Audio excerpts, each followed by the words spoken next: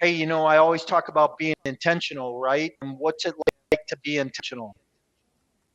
And what is that like in your life? Well, you know what? Intentionality is so important in what we do. And I'm going to talk about my new book real quick, okay? Multifamily Investment Secrets, your guide to explosive wealth in the multifamily business. This is a book that was in the making for about a year. Finally came out. It's 7 categories of bestseller on Amazon. Mm. And the only reason that happened is because I was intentional about it. So I want to talk about the intentionality piece because I believe that every day when we start our day, if we start it having that great morning routine, whether it's prayer and meditation, whatever it is, that we start that day intentional about what we want to accomplish and work towards that every day. The only reason it got published was because I worked on it every day and I was intentional about it. And it's this thing in our lives, right? Whether it's personal or whether it's professional, we have to walk that way. Hey, if you're new to this show this morning, I'm glad you're. Sorry, I was on a little rant this morning, but this is Thursday Morning Live, and we are live. And if you're watching us on any of the social media platforms, please like us and tell somebody about us. We're here every Thursday morning talking about business, talking about real estate, talking about energy, and what we can do. My guest this morning, Joe Drew. Joe is a commercial contractor from the western suburbs of Chicago, and we're going to talk about green energy this morning. Let me bring him in. Joe, what's happening? Hey, Mike, great to see you again. Good to be seen, man. Hey, how Thanks. is? Here's what I need to know. How's the weather in Chicago today? Promise I won't You rub son it of a in. gun. Yeah, it's cold. There's snow on the ground, brother, and it's so funny because it's sort of every now and then when we talk, I'm like, oh, it's beautiful here. It's not anymore. Yeah, yeah. It's So miserable. It's cold. kind of funny. I talk to my sister like every morning, and I was on the phone with her this morning. She goes, "Oh, I had to scrape the ice off my car this morning," Yep. and I thought, she, Yeah. you know, she said, "What's it like there?" I said, "Oh, it's cold. It's in the 60s."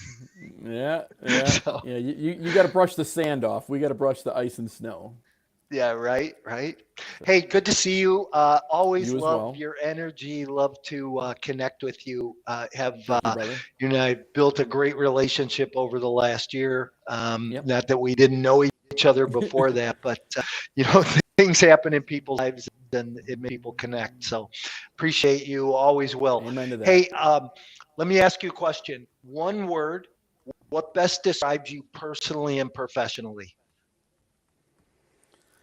I signed my name living deliberately, so deliberately. Mm, living deliberately. Talk about Yep. that a little bit. Henry David Thoreau. When I first saw and read that quote, I went to the woods because I wanted to live deliberately, to live deep, to suck the marrow out of life, to put to rout Mm, all that was not life, not for when I die, to discover I'd never lived. And that's back, in the mid 1800s. And we talk about life, and we talk about the struggles and the joys and this roller coaster of life. And when I look at history and you go back into that time, the Transcendentalist time, and just man, to see how relevant it was back then as it is now, as we battle the 6 inches in between our mm. ears with regards to, as you said, staying intentional, staying deliberate, and it's one of those things. You brought it up in the beginning. That montage, that signing my name that way, living deliberately, created the opportunity and just created the discipline and the lack thereof discipline, because I'm human just like everybody else and I falter every single day like everybody else. But it's that uniqueness. It's living deliberately. It that hung there. That man, when I saw that and I heard that from one of my teachers, I was like, holy crap, I want that. So Man, we might have to go in a little different direction here this we could. morning than what I had planned. But, you know, I love that living deliberately, right? That's going to be a great tweet when we're done here this morning. But I have to. So how does that work into? I know you're a huge proponent of the book Power versus Force. Hmm. The things that he teaches in there. And, how does that all show up in your life? Well, first, it's the deliberateness to understand self-awareness. So for all of us, for you, for me, right? I have to be able to control this. And you know when you're off course because life gets chaotic, right? So just because it's raining and snowing outside doesn't alter what has to be done today, the relationships, the tasks that have to be done. And so it's just understanding, all right, what are my goals for today? What do I need to do? And being able to stay on track with that. That's the life challenge. That's the roller coaster of life. Your guys are hoping that they're working inside today.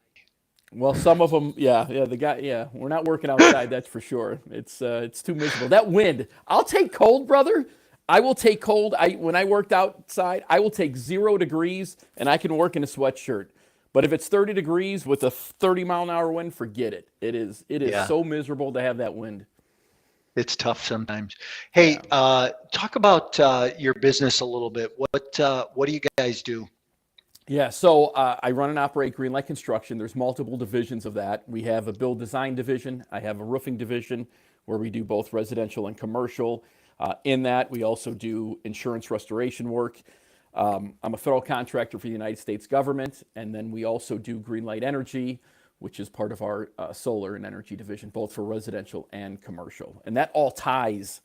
That is the glue that holds everything together. That's pretty remarkable. And it goes back to what you said of being deliberate, because I didn't want to pay attention to that in the beginning. And I'm like, right. It kept coming back. I'm like, okay, now I get it. And you're in the western suburbs of Chicago. Yep. You've been in business long now? Too long. I'm a 4th generation contractor, so I feel like I've been in business my entire life.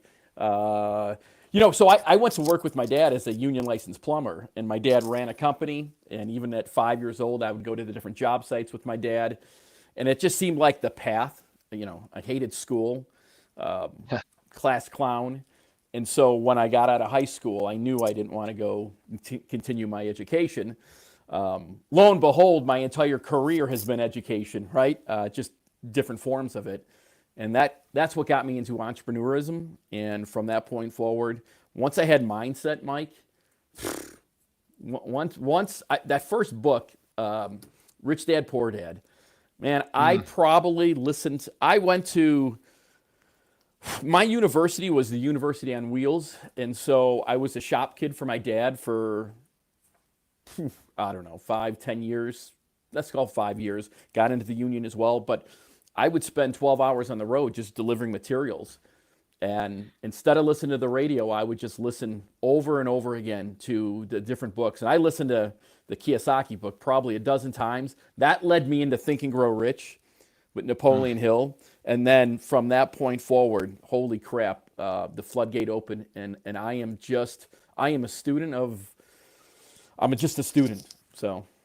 Yeah. So let's talk, I want to talk about energy for a minute, right? But I want to take it from two perspectives. So the first is your personal energy.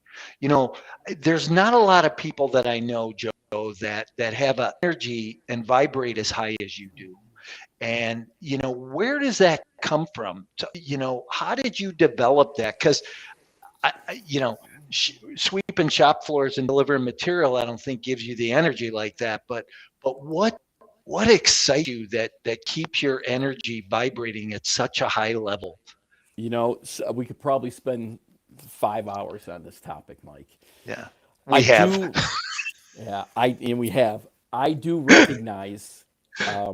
I have been bestowed a gift from God.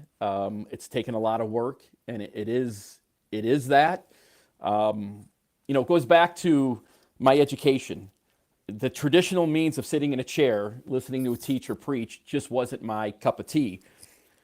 Once I discovered the entrepreneur world, once I discovered the outside education, as we have already discussed, holy Christmas, I went into an unbelievable path of learning and going back in history and just looking at from the beginning of time of human communication, from Aristotle, right, from Socrates, to learning what made the best orators, what made the best communicators. And so you speak on stage.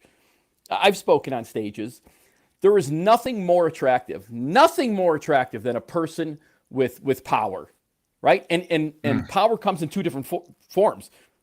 Power and force. We've already talked about that. One is a negative side, which your intuition, your gift from God senses that, nope, I don't trust that person. But then there's the other side, which is just drags somebody, pulls somebody forward to that. And, and I saw that and I experienced that like most other people do. And I'm like, okay, what is that gift? Like, why am I so attracted to that individual? There's something unique. And it's that energy level and the ability to hold that attention, to behold a conversation. And so somebody that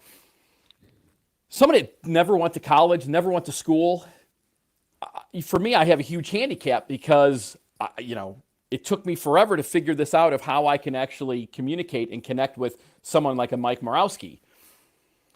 But it's not the education, it's the ability of that connection, that human connection, to be able to connect. And that's an energy level. And so as I have the sign on my wall that says, I refuse to be average, what can you as an individual do? So first and foremost, I need cooperation from everybody else in order to achieve what I want to achieve. I can't do it on my own. So I know that. So I need cooperation from you. I need cooperation from whoever I'm working with. The next thing is I need cooperation, right? So if I can get cooperation and just understanding that art form of communication. And so to kind of put a summary on this, what I discovered through the history of human communication, which is the most important skill set anybody can learn, is the art form of communication. And communication comes in three forms. It comes, number one, the first level of communication is trust. Level two is called rapport, and level three is called persuasion.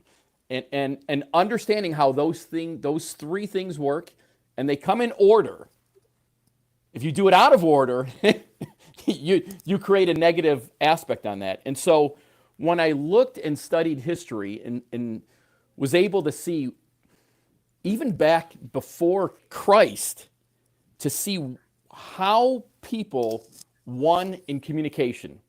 And they won simply by having the audience participate in their own persuasion. And in order to do that, Mike, you have to have the self-awareness of who you are, the pathos, who the audience is, which is ethos, and to create the logos, the logical communication, in order to blend all that together in order to do that. And the energy becomes part of that. And that's just doing this over 20 years, you just kind of hone your skills, and that became kind of my superpower. It's beyond it. And what you're talking about is so far beyond just being a positive person, because it's at being a positive person and going through every day, you only vibrate at such a high, at such a point, but at the level you're at, and where, frankly, where I'd like to vibrate at all the time is just, you work at it every day to get there. Yeah. It's that conscious thought of how do we get there? What will help grow to the next level? And I think a lot of it is hanging around, being in the right rooms with the right people that teach it, that live it, that behave that way, that vibrate that way. And, so there's a lot to be said for that, Let me say one thing on okay. That, just to kind of, right? And so you've heard me say this to you, right, when we've talked before. Too many times we become a paper cup in a parking lot. And what do I mean by that? And so as the wind blows, right, and that cup goes all over. And so that's life, right? And so without the control and the self-awareness of going, circumstances are going to happen. But as to your point, how do you control the inner thought and what do I want to do with that information? What do I want to do with the scenario? That becomes the biggest thing. So, and once you do that and you understand that you have that power, that's a life-changing experience where you don't have to become that paper cup in the parking lot. So as the wind blows, and there you go in the emotional roller coaster of life. And if you're ever around somebody that goes everywhere, then you really see going, holy Christmas. Yeah, no doubt about that. And those are, those are the people that you can be an example to, but really you don't want to be in that life, right? Because you don't want that. You want, conscious choice. Let's talk about a different kind of energy. Let's talk about renewable energy, solar energy, what Green does, a partnership that Resilience Equity and Greenlight are working on together. Let's talk about that a little bit. Talk about the solar aspect. Yeah, I would have never thought in a million years. And here's my logo, right? Greenlight. I was like, wow. I've come a long way even in this topic, Mike. Carl, one of my business partners, has been in renewables since '04 and understood what I did in the marketplace from the construction. And he's like, no, there's something here. There's something here. And I'm like, so for about a year and a half, this isn't me. And then all of a sudden it hit. And as I said, the hand of God kind of touched me and go, nope, this is it. This is where you're at. You're made for this. And so this is so unique because everything that I do in my construction world, everything ties together with that energy. And so let's just use from a roofing standpoint. I've yet to meet a client in my 20-year career in roofing whereby somebody was excited to buy a new roof. Somebody was excited to pay for a roof. Instead, what ends up happening, whether it's commercial or residential, somebody is looking for like the insurance to cover the roof, somebody else to cover the roof. And so here's a unique situation that took place. August 16th of 2022, Congress passes legislation. That legislation, as you and I know, is called the Inflation Reduction Act. That created two different movements. On one side, what that bill actually did is it funded the early 2000 Energy Act. So when Congress funds a pre-existing bill, they have superpowers. Second time I said superpowers. And so they were able to do things that's not based upon what the current and next president was doing. So what that bill did is it released $500 billion into escrow. Fannie Mae and Freddie Mac, you do real estate. Right. The third lender got created on that. The third lender is called PACE. It's an acronym, PACE, for Property Assessed Clean Energy. And within PACE, that $500 billion is now administered for renewable projects, including roofing projects. The other aspect that happened for me in this state of Illinois is we now have mandates on the energy sector.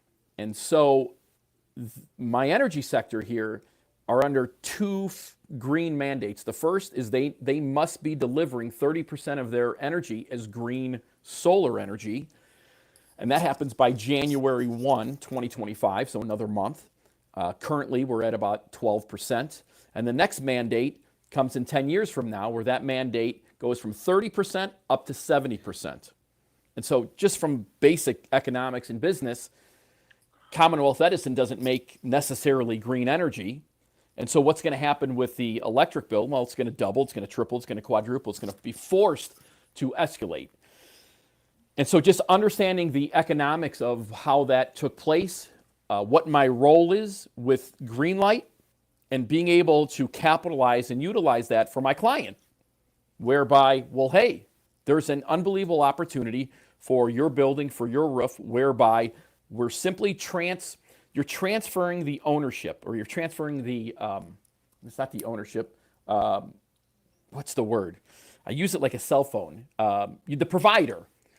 So currently, I paid ComEd to provide my energy. Well, once I went solar, Mike, I provide the energy. ComEd is now the consumer.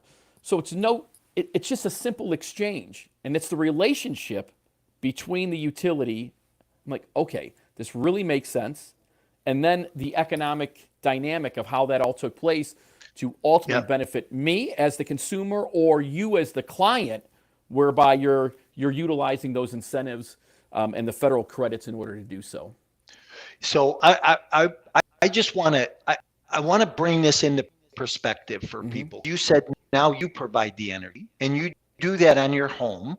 And what was interesting to me this year was that you said, I said, "Oh, Joe, you went and bought an electric car." You said, "Yeah, I had so much extra energy that I was producing that now I can put fuel in my car for free."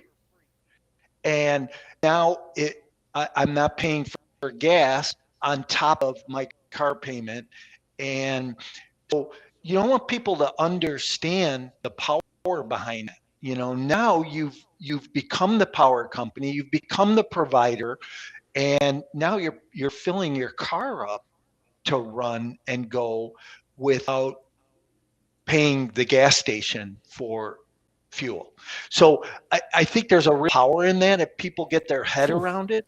But the one thing that I want to talk about here in our last couple of minutes is our partnership between Resilience Equity and Greenlight is we are, we're going to buy real estate. We're going to buy commercial buildings and we're going to put solar on those commercial buildings. We're going to do single tenant, triple net opportunities for our investors. And we're going to increase the revenue coming back to our investors by providing the energy and now becoming the power company as well.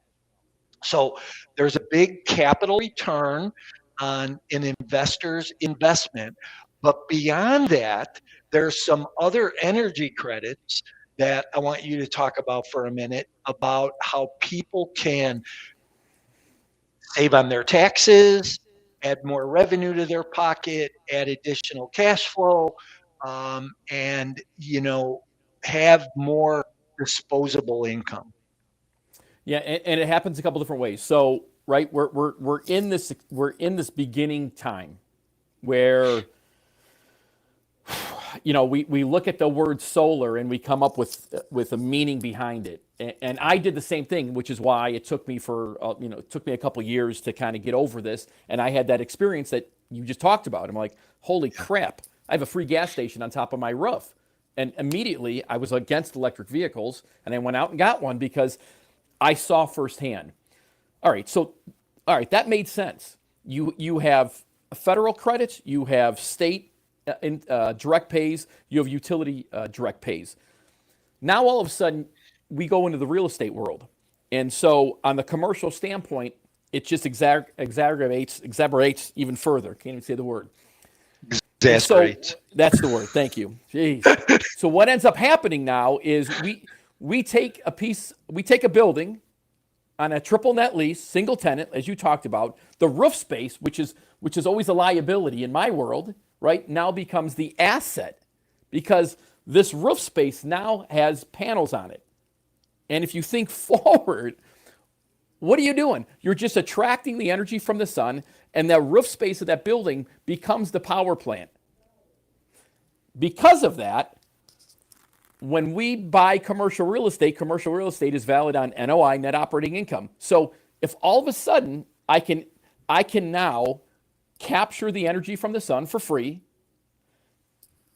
charge that to the tenant, $6,500 a month, I just increase my NOI on a monthly basis by doing nothing different except taking the liability of the roof and turning that into an asset. That's number one. Number two, now we're going to be rewarded from a federal standpoint. 30% dollar for dollar of that project, that renewable project, comes back to us in tax credits. And that can go to our investors. So that's number two. Number three, you have, interesting, right? So Bitcoin just hit like $97,000, $98,000 today, right? So you have this cryptocurrency. Right. Well, there's another currency that's been around for 20, 25 years called carbon credits. And so now, simply doing nothing different but putting solar on, now that building is going to have carbon credits because of we're reducing the carbon footprint. That's going to pay out a 7-year cash flow of $400,000 to us. Those are the simple basic ones. There's also the utility, because ComEd is motivated. ComEd has to meet this mandate, so they meet this mandate through the co-op. This is why Targets have solar on it, Home Depots have solar on it, Chase Banks have solar on it, because that is how the utility company gets to meet that 30 and 70% mandate. So ComEd is sending a check of $30, $40, $50, $60, $70,000 to do so. Then from a taxation standpoint, because it doesn't end there, there's accelerated depreciation because it's a renewable project. So simply by taking a piece of real estate, which you do, using what I do from a roofing standpoint, construction standpoint, putting solar on top of that, automatically just transforms the investment opportunity that's there out of almost thin air without doing anything. And that's what makes this mind-boggling. It's crazy, because what we're going to do is we're going to have a better preservation of the investor's capital. We're going to have more cash flow back to the investor. We're going to have that piece that everybody's looking for. How do I build some long-term generational wealth that either I can use later or I can build down to my family? And then all of these tax benefits and credit beyond normal depreciation, which we haven't even talked about. Correct. Joe, I appreciate you being here this morning. I know we both have busy days and have to get going. Tell people how they get a hold of you if you want to talk roof, construction, green energy, anything. How do people get a hold of you? Yeah, the best way is just, you can catch me on social. Facebook is Joe T. Drew. Otherwise, just write down the email address, which is just going to be service@GLCG. That's the acronym for Greenlight Construction Group.us. So service@glcg.us. Those are going to be the two quickest ways to get a hold. Otherwise, next time I'll be more prepared, so your guests can, or your audience can, find different ways to get a hold of me. But we live in a digital world. Yeah, I definitely will have you back. Joe is easy to find on Facebook, no doubt. I appreciate you. I appreciate your friendship and your business acumen, and looking forward to connecting later. You have a wonderful day, and we will connect soon. I'm going to move you out and end the show. So thanks, everybody. Talk to you. Bye. Hey, everybody. That was a great episode this morning. Talked about energy, not just personal energy, but business energy and what you can get from it. Appreciate you being here. We're every Thursday morning. If you have questions, anything I can do for you, don't ever hesitate to reach out.